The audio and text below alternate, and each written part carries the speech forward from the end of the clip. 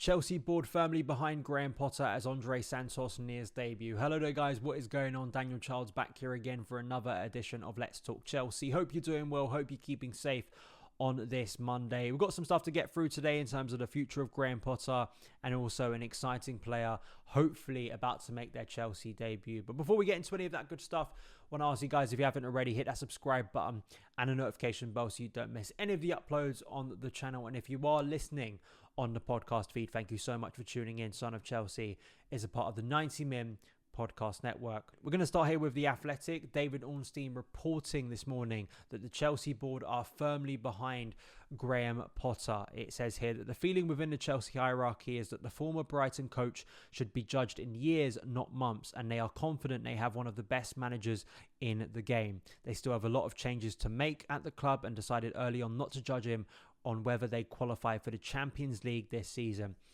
That is a radical departure from the previous ownership, where if you failed or even looked like you were going to fail to get Champions League qualification, it's a non-negotiable. You were not keeping your job. So that is very different. And I think it's maybe realistic with, where Chelsea are currently and, 2 wins in our last 13 Premier League games, 10 points off top 4, and kind of the massive changes we've seen structurally in the club. I mean, we're coming up to the year anniversary of the sanctions and the sale of the club, even beyond that happening in the summer. So it's been a crazy year. It really has from a Chelsea point of view. And, given all that upheaval, given the amount of players that Chelsea signed in the January transfer window, I think to change your head coach right now, I think could cause more problems as we've seen in recent years. That doesn't mean that you look at that record of 2 wins in 13 games and there aren't alarm bells ringing of that we should be doing a lot better, even with those problems and the context of injuries and all those things you can throw in about this season and the past year. It still isn't good enough. It really isn't. And I think Saturday was firm proof of it. Chelsea should be beating West Ham, that we should be winning those games. And, Graham Potter, I think, is under pressure from a lot of Chelsea supporters who don't believe he's the right man, who don't believe he sort of exudes, the man who can really turn this around and kind of a performative aspect of being a Chelsea head coach. I was saying this last month, I rally against that. Or I rally against that being a defining part of whether Graham Potter is going to be a success at Chelsea or not, and why things are going wrong currently. I personally don't think it's as simple as he shouts on the touchline, he shouts in post-match press conference at the referees when we're all feeling angry about the referee and the decisions of VAR at the weekend, which we were. But I don't think I instantly equate that and go, well, that's the way he acts towards his players behind the scenes, because we don't know how he acts towards his players behind the scenes. And I think it's very easy for people to share clips of Emma Hayes during the DAZN documentary. And, do we know that Graham Potter doesn't act the same way towards his players behind the scenes? Unless you are in the dressing room, unless you do have some amazing sources, we don't know that. But in terms of that line being, Champions League football has to be if he doesn't get Champions League football, he loses his job. I've said this before, I'll say it again, and I think I'll keep on saying it. It's about context within the way this season ends for Chelsea and for Graham Potter.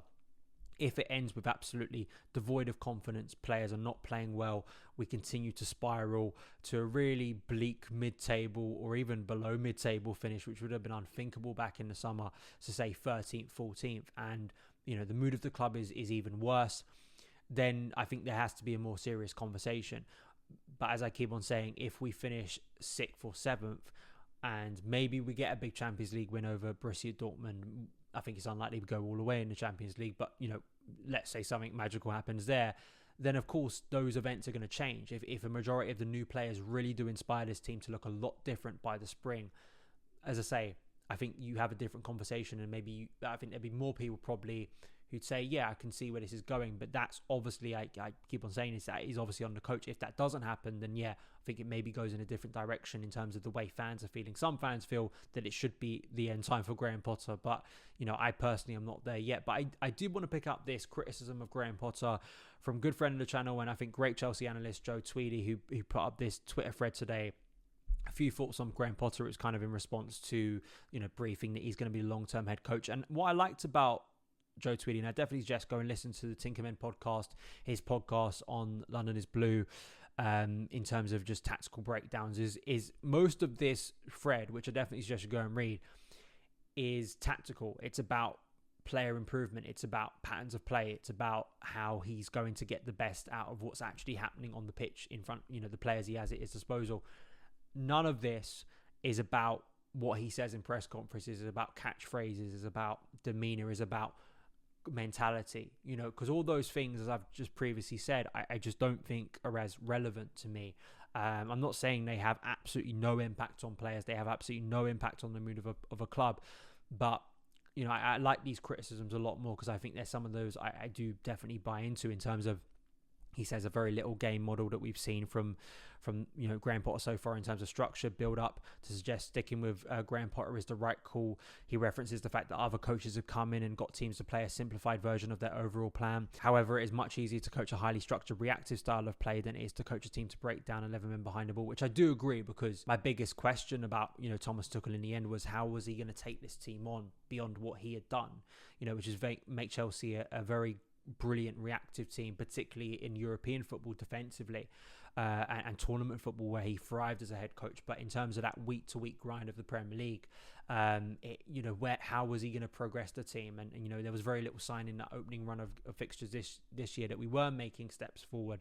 But I think he makes fair points in terms of developing that style of play, because I think that is what's going to get him buy-in from people who are doubting him right now. Actual evidence of things going in the right direction. Some of that is big wins. I don't think majority of that is going to have to do with him changing his tone and character completely in press conferences. I don't buy it. I don't think that I even think that at the weekend, if he comes out and starts being more angry in press conferences, I'm not entirely sure it's going to win him much favour, because I think those people would still get angry at him because of results, performances not going well. They'll link it back to the more important thing. I just don't buy that Graham Potter putting on an act in press conferences to people who are not that enamored by him at the moment is going to make a blind bit of difference. That's just my honest opinion. I may be proven wrong. I don't buy it at the moment, and I think the only thing that's going to turn opinion is the most obvious one, and that's start winning games. We are going to move on now to Andrey Santos, who won the under-20 championships with Brazil over the weekend. He was the captain of the team and scored 6 goals on his side's way to glory. As you can see, this piece here by Nazar Cancela, I believe this was last week, regarding Chelsea boost as Santos stars for Brazil to set up work permit resolution. Chelsea are confident his displays with Brazil will help secure clearance to play in England. So it's kind of that thing now to get it over the line, to get him involved. And he was tweeting today in response, because Chelsea were tweeting out about his success. He is one of those players that people I respect, like Oli Glanville and Jessica Frotta, who, Brazilian Chelsea fan who knows obviously a lot about Brazilian football, who are really excited about Santos as a player, as a talent, and feel that this is a guy who's going to come in and make a difference in the long term. And I know Matt Law was on the London is Blue podcast, and they were asking him to sort of rate January transfer signings, and apparently internally, Santos is the one that kind of a lot of people at Chelsea are most excited about, which is a bit of a surprise when you think about some of the players we did bring in last month. But it kind of shows the talent we potentially have in what is a key area when you're trying to revamp it, and what Chelsea's squad could be lacking. And of course, it's typical that when Chelsea are so desperately lacking goals, we have someone, scoring goals for their nation. Obviously, under 20s football compared to senior football in the Premier League. But hopefully that can be cleared now. The work permit can be sorted, and we can actually see Andrey Santos in a Chelsea shirt soon, because again, one of those players that could make a real difference in the upcoming years, and could be a player that offers great value in the transfer market, something we have been clamoring for several years. And hopefully he'll be one of the stars and one of those transfer wins for this new recruitment team to have up on the board and say, yeah, that was one of our early wins. Hopefully Andrey Santos can be that. Let me know your opinions about Santos and your hopes for him at Chelsea in the comments below. But that is it for today's edition of Let's Talk Chelsea. You can follow me on Twitter at SonOfChelsea, and I will see you again very soon. All the best.